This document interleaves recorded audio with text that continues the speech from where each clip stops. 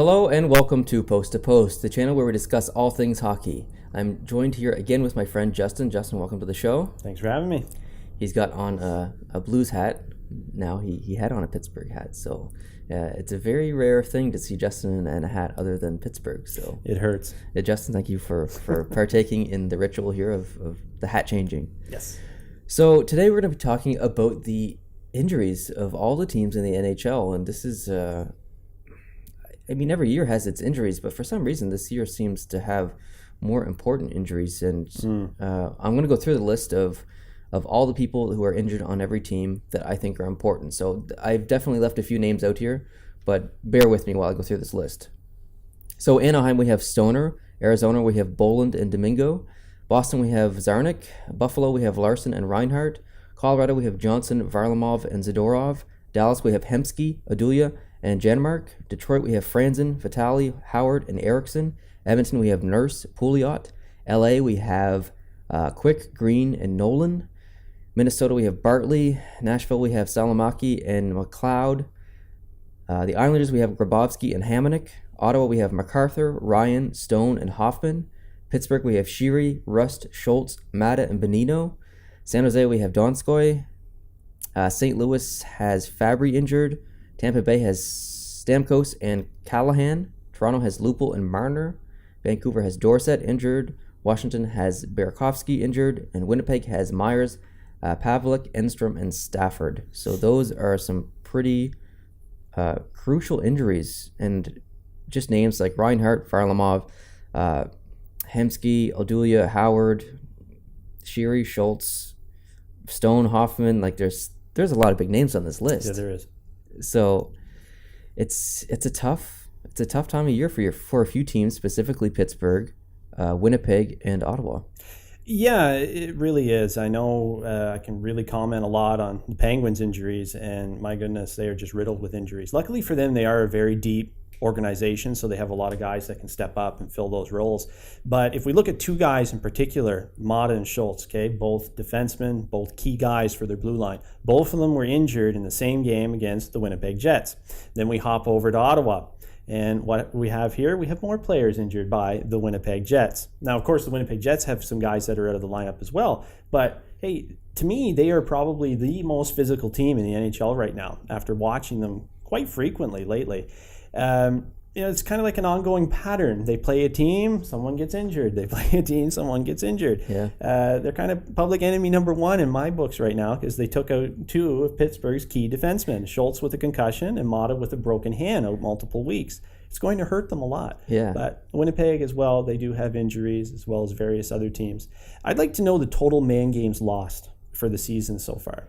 And, you can look at that list and say, well, there's a lot of key guys in every lineup, but really it started with Stamkos very early on. And he's only just getting back on skates now. Just think that poor about, guy can't catch a break. Yeah, just think about all the injuries that he's had in the past 5 years. He's been out of the lineup more times than he's been in. It's insane. Like, if I'm a Toronto fan and I'm looking back at the season that just, or the offseason that just went by, and the fact that he didn't sign with Toronto, I'm kind of feeling pretty good about it because I hate to say it, but Stamkos is injury prone.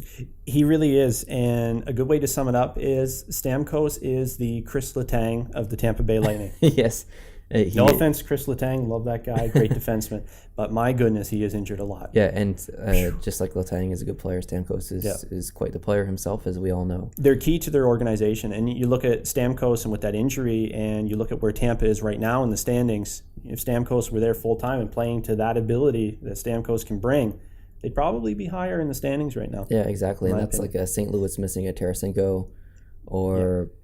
It would be huge. Even like Washington losing Ovechkin. Yeah, it's massive. It's the best player in your team. It would be insanely massive.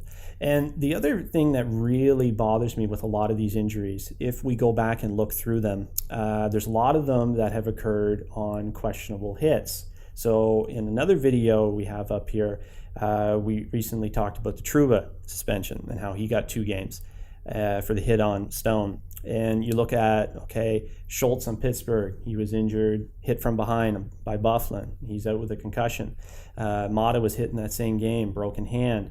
And, there's no penalties on these plays. And a lot of the hits are questionable. And, I kind of look at it as two things. One, I find officiating sometimes can step up to try to eliminate that tension in the game so guys are not delivering these big hits.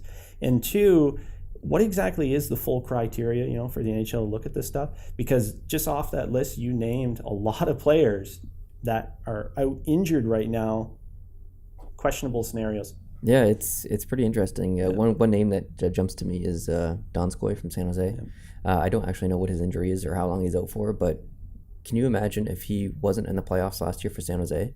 He was a rock for San Jose. He was. It just seemed like every 30 seconds I was hearing the announcer say Donskoy on. Well, I was watching San Jose like a shark because I kind of had the assumption they were going to come out of the West, from very early on. And man, did I hear that name a lot. Yeah, and I don't want to say he had a career playoffs portion of his year, but I'm not sure how old he is. So yeah, I'm not sure either, but the guy was incredible. Young. Yeah, so I mean, part of their success.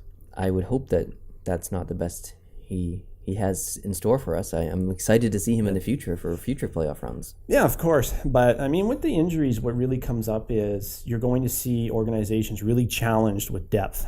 And those that have the most depth will be able to overcome these injuries rather easily. And there's a lot of organizations where key injuries will really hurt them. For example, if we look at the Edmonton Oilers, what would happen if Talbot got injured? If we went to Montreal Canadiens, what would happen if Price got injured? We found that out last year. Yeah, we did find that out last year. Would they have somebody that could really step in and start to rack up some games in the crease?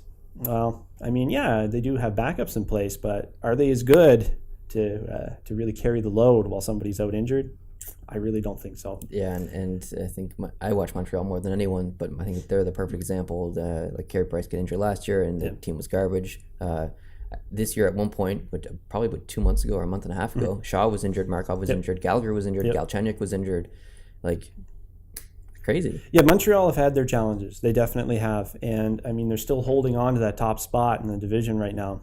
There are teams really creeping up on them right now, but I mean, injuries really didn't help them earlier on. Yeah, that just proves that they're not as deep as they need to be to win a cup. Yeah, in my opinion, injuries at the same time, maybe from a coach perspective, management perspective, it could be a good opportunity to test out some younger guys in the farm system, and it can really expose key areas on your team, and then you could look at that and say, hey, we need to add some depth here on the blue line up front or maybe in net. So there are, sadly, I guess, there kind of some positives that can come out of injuries as well.